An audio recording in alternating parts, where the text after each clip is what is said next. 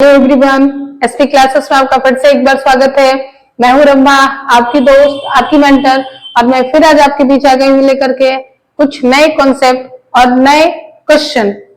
तो आज के इस वीडियो में हम लोग सीखने वाले हैं class 9 chemistry chapter 4 structure of the atom NCERT book exercise के क्वेश्चन को। तो आज हम लोग एनसीईआरटी बुक के एक्सरसाइज का जो क्वेश्चन है उसको करने वाले हैं। तो सबसे पहले हम लोग देखते हैं क्वेश्चन नंबर 9 को। इससे पहले वाले क्वेश्चन को हम लोगों ने पिछले वाले वीडियो में कंप्लीट कर लिया है। आप चाहें तो उस सारे सॉल्यूशन को मेरे यूट्यूब चैनल पर जाकर के प्लेलिस्ट से चेक कर सकते हैं और देख करके अच्छे से समझ सकते हैं। तो चलिए इस वीडियो में हम लोग शुरू करते हैं क्वेश्चन नंबर 9 से। तो क्वेश्चन नंबर 9 कर रहा है कि Na+ has completely filled K and L shell explain. कह रहा है कि Na+ यानी कि सोडियम प्लस जो आयंस है आपका वो K और L सेल को कंप्लीटली फिल्ड कर दिया है। एक्सप्लेन करिए ऐसा क्यों। ठीक है, तो देखिए जब हम क्वेश्चन 9 का सॉल्यूशन करने चलेंगे तो क्वेश्चन 9 के सॉल्यूशन में हमको क्या बोला कि Na+ जो है वो K और L सेल को कंप्लीटली क्या कर दिया है, फिल्ड कर दिया है। एक्सप्लेन करिए क्यों। तो आप देख रहे हैं कि आपका ये जो Na+ है ये सोडियम है। सोडियम का एटॉमिक नंबर कितना होता है? एटॉमिक नंबर को हम Z से डिनोट करते हैं। तो एटॉमिक नंबर सोडियम का कितना होता है? 11। तो इसमें प्रोटॉन का संख्या कितना होगा? आपका 11 होगा। कितना होगा प्रोटॉन का संख्या? 11। और इलेक्ट्रॉन का भी संख्या कितना होना चाहिए था? 11 होना चाहिए था। बट ये Na+ दिया हुआ है, और अगर ये Na+ है इसका मतलब अगर इस पे चार्ज पॉजिटिव है इसका मतलब ये इलेक्ट्रॉन को लूज किया है, यानी अपने अंदर से इलेक्ट्रॉन को लूज किया है। और कितना इलेक्ट्रॉन लूज किया है? जितना इस पे चार्ज होगा। तो बस प्लस चार्ज है इसका मतलब ये एक इलेक्ट्रॉन लूज किया है, यानी कि यहां से एक इलेक्ट्रॉन घट गया। तो अब इलेक्ट्रॉन की संख्या कितनी हो गई होगी? 10। यानी कि Na+ में इलेक्ट्रॉन का संख्या कितना है? 10 है। और जब आप देखेंगे K और L सेल को, तो K सेल का कैपेसिटी है कितने इलेक्ट्रॉन को होल्ड करने का? 2 इलेक्ट्रॉन को होल्ड करने का। और L सेल का जो कैपेसिटी है वो 8 इलेक्ट्रॉन को होल्ड करने का है। यानी कि K सेल मैक्सिमम 2 इलेक्ट्रॉन रख सकता है और L सेल मैक्सिमम 8 इलेक्ट्रॉन को रख सकता है।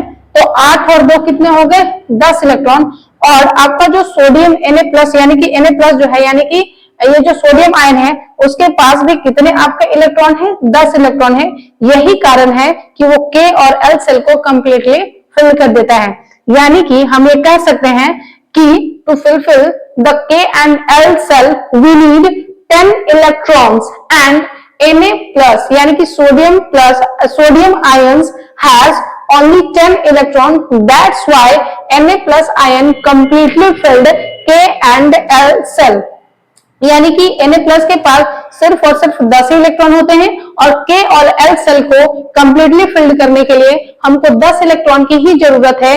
इसीलिए हम कह सकते हैं कि Na+ जो है वो K और L सेल को कंप्लीटली क्या कर देगा? फिल्ड कर देगा। आप इस तरीके से दिखा सकते हैं और दिखा के इसका आंसर दे सकते हैं। ठीक है, तो ये था क्वेश्चन नंबर 9। अब हम लोग क्वेश्चन नंबर 12 पे बढ़ते हैं। क्वेश्चन नंबर ये 10 और 11 के लिए हम एक नेक्स्ट वीडियो में सॉल्यूशन करेंगे, क्योंकि वो क्वेश्चन थोड़ा लेंथी है और वो अच्छे क्वेश्चन है। तो सबसे पहले हम सिंपल क्वेश्चन को इसमें कवर कर रहे हैं। तो क्वेश्चन नंबर 12 कर रहा है कि इफ Z = 3, यानी कि अगर Z बराबर 3 है, और Z का मतलब क्या? Z किसको रिप्रेजेंट करता है? एटॉमिक नंबर को। यानी कि अगर किसी एलिमेंट है जिसका एटॉमिक नंबर आपका कितना है? 3 है। ठीक है, तो what would be the valency of element? तो इस एलिमेंट का वैलेंसी क्या होगा? यानी कि आपको बताना है इसका valency and also name the element, और आपको इसका क्या बताना है? नेम भी बताना है। तो आप क्या जानते हैं कि अगर किसी भी एलिमेंट का अगर आपको वैलेंसी पता करना है तो first of all you have to write the electronic configuration of that element. सबसे पहले उस एलिमेंट का आपको इलेक्ट्रॉनिक कॉन्फ़िगरेशन लिखना पड़ेगा। तो ये एलिमेंट जिसका एटॉमिक नंबर कितना है? 3 है, यानी कि इसमें इलेक्ट्रॉन की भी संख्या कितनी हो जाएगी? इलेक्ट्रॉन का टोटल संख्या कितना हो जाएगा? 3।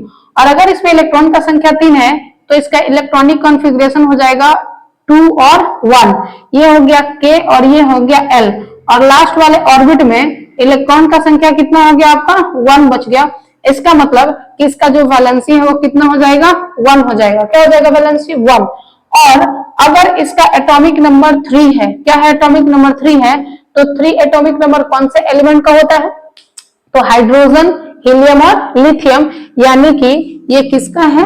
तो ये लिथियम एलिमेंट है। कौन सा है? तो ये लिथियम एलिमेंट है, हाइड्रोजन, हीलियम और लिथियम। तीसरे नंबर पर लिथियम आता है और एटॉमिक नंबर 3 है, यानी कि ये कौन सा है जिसका Z बराबर 3 है? कौन सा एटम है? तो लिथियम एटम है। इसका वैलेंसी कितना होगा? 1, क्योंकि इलेक्ट्रॉनिक कॉन्फ़िगरेशन करने पे 2 और 1 आ रहा है, लास्ट ऑर्बिट में 1 है, तो इसका वैलेंसी कितना हो जाएगा? 1 हो जाएगा। आई होप ये दोनों क्वेश्चन आपको समझ में आ गया होगा। तो चलिए अब हम इसी एक्सरसाइज के क्वेश्चन नंबर 13 को देखते हैं और उसको भी समझने की कोशिश करते हैं। देखते हैं क्वेश्चन नंबर 13 को। क्वेश्चन नंबर 13 कह रहा है कि the composition of the nuclei of 2 atomic species X and Y is given as under। यानी कि आपके दो स्पीसीज हैं, यानी कि 2 एलिमेंट आप मान लीजिए, X और Y आपके 2 एलिमेंट है, जिसके न्यूक्लियाई का कंपोजिशन ऑफ न्यूक्लियाई, यानी कि न्यूक्लियस में क्या कहता है? प्रोटॉन और इलेक्ट्रॉन। तो प्रोटॉन और इलेक्ट्रॉन को बता दिया गया है कि X जो एलिमेंट है, स्पीसीज है, उसमें प्रोटॉन का संख्या 6 है और न्यूट्रॉन का संख्या भी 6 है, और Y जो स्पीसीज है, इसमें प्रोटॉन 6 है और न्यूट्रॉन की संख्या क्या है? 8 है। तो आपसे क्वेश्चन पूछ रहा है कि give the mass number of X and Y, यानी कि X और Y का आपको मास नंबर बताना है, and what is the relation between this two species, और बताना है कि इन दोनों स्पीसीज के बीच में, यानी कि X और Y के बीच में कैसा रिलेशन है।